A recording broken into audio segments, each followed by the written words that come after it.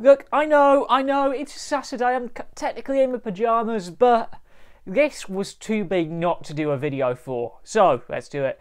I'm Jack from TheJackSmit.com and the Suicide Squad cast. What the hell happened?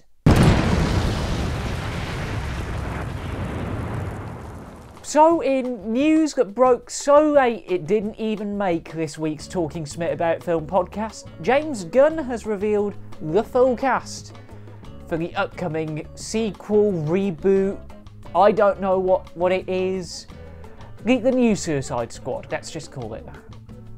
And there's been quite a few changes to the fold. I will flash the little image he put out on social media on screen now, just so you can read it for yourself.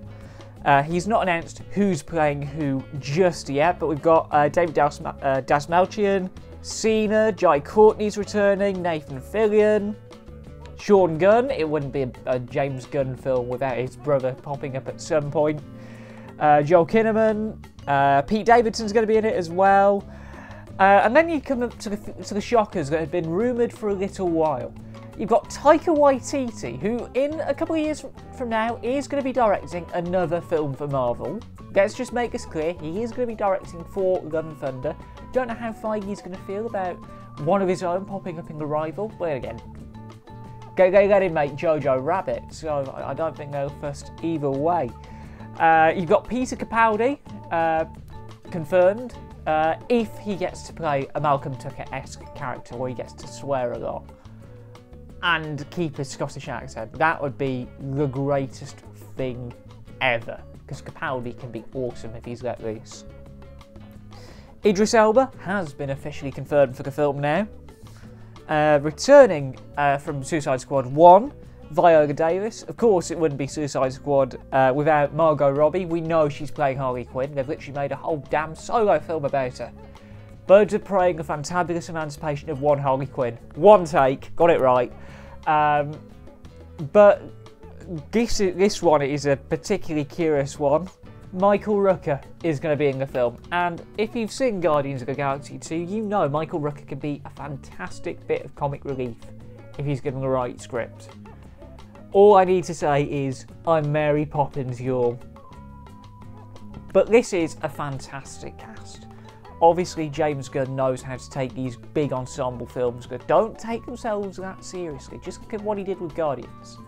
And a lot of people go up in arms about the casting of Cena, especially wrestling fans, who are a little bit like, oh, but Cena hasn't really had mainstream success. Well, may I remind you, James Gunn is the director who works with a very limited Dave Bautista, very limited skill set.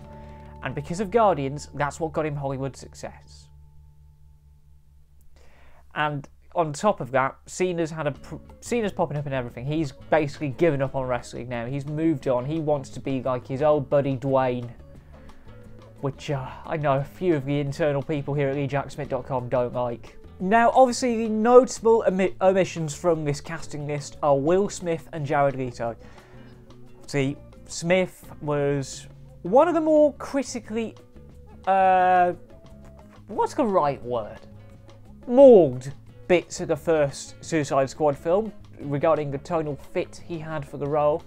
Obviously, Jared Leto was underused as the Joker, and we know after what happened last week, Warner have got other plans for the Joker character going forward. Bring on October 4th. That's all I shall say. And understandably, the reaction from fans has been very good. A lot of people are excited to see this new cast take on such a big part of DC lore.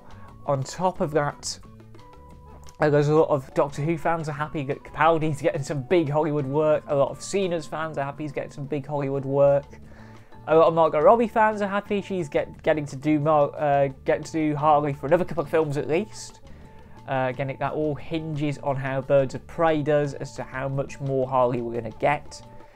But what we do know is that it will be a full-on reboot. It's a sequel, it's a reboot. But if it's a James Gunn reboot, James Gunn knows how to make a good comic film, if you get what I mean.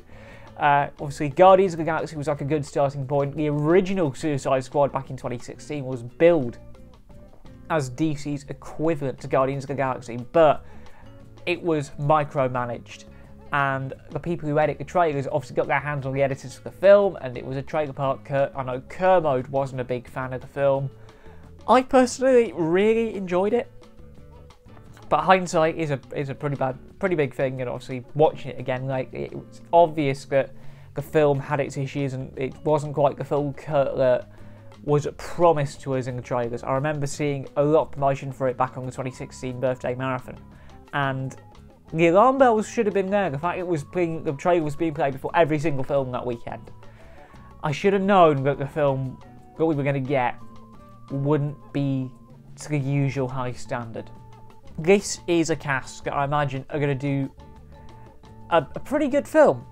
However, I'm going to change the lighting a little bit for this.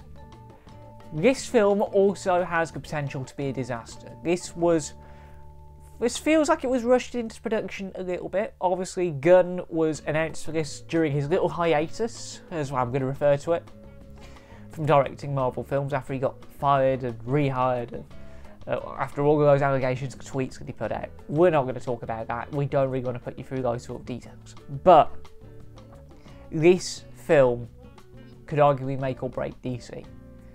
If this film is a critical and commercial success, Marvel have some very real competition.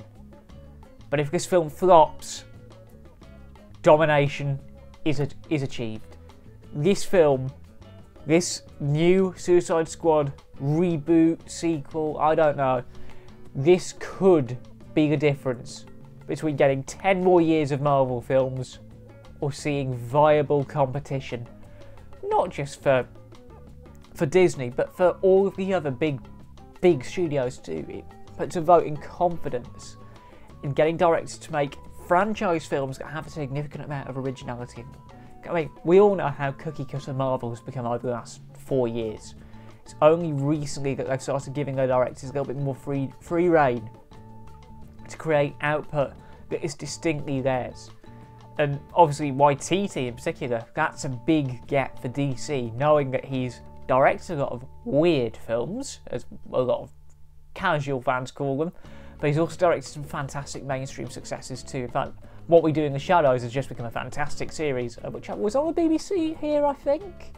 Still yet to get round to watch it, but this film is a big deal, and quite rightly so. So we're going to keep you updated with all of the latest, not just here on What the Hell Happened, not just on the Journal, but primarily on Talking Smit About Film, because that's our main weekly film news output. The only reason we're doing this What the Hell Happened is because the news broke literally after we'd pressed the button to put the podcast live for the week.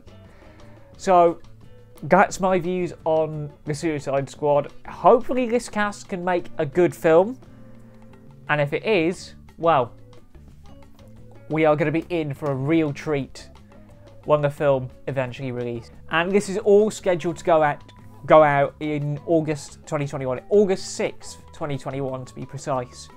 So it's a prime summer release slot. Obviously Marvel will be knee-deep in Phase 4 by then, getting all the groundwork set for the Disney Plus series and all that fantastic stuff. But to go for an August release slot, which is it's roughly around the same time Suicide Squad 1 came out. It's a big move on Warner, and I think it's going to be competing directly with the next Mission Impossible film, and they always do incredibly well at the box office. So we will keep you updated with all of this here on TheJackSmit.com, across all of our outputs, whether it be radio, podcast, YouTube, or even Twitter. We will keep you updated with all the latest developments on this film, because this could be a big moment for superhero films if it's done right. And I say if in big capital letters, a bit like you said on What the Hell Happened title card. So let us know what you think of this cast, because we want to get a little community going. Comment down below, sort of let us know what you think about all of this casting news. Do you want to see Peter Capaldi in a big superhero film? Do you want to see John Cena be invisible again? Let us know in the comments, and if you haven't already done so, subscribe, hit the bell button, because this week in particular is massive on this channel. We have the premiere episode of our brand new season of our main series, The Journal. A lot of work went into this first episode. if you watch the last What the Hell Happened, you'll see a little teaser for what you're going to be seeing on Monday night. We're going to be going in depth about why the latest Robin Hood film was absolute crap. Believe me, it was. But after that, we've got a few other surprises later on in the week. We'll be able to tell you a little bit more after Monday. But you will want to hang around because we're just getting going on YouTube 2.0, as we're going to call it, because I'm basically full-time on this now. So you know what to do next. If you haven't already done so, subscribe, hit the bell button. If you could like as well. If you dislike this video, you know what the button is. But if you like it, you know what to do. Give us a thumbs up. And of course, hang around on Monday for the journal. And that basically concludes this episode. So you know what happens next. I've been Jack from TheJackSmit.com. That was What the Hell Happened. And until Monday, we'll see you at the movies.